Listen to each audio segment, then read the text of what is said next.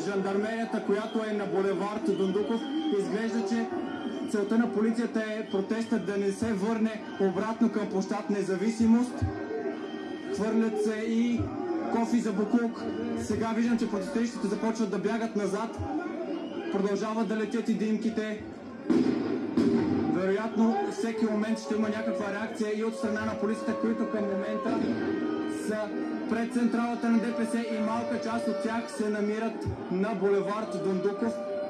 Именно натам се отправя по-голямата част от протестното шествие. Продължават да се викат, да се чуват викове против мафията, да има викове срещу управляващите. Изглежда, че протестът вече не е само срещу бюджетът за догодина и срещу това, което е заложено в него.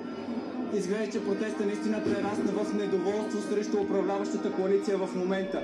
Това, което се опитвам да видя е каква е ситуацията на булевард Дондуков.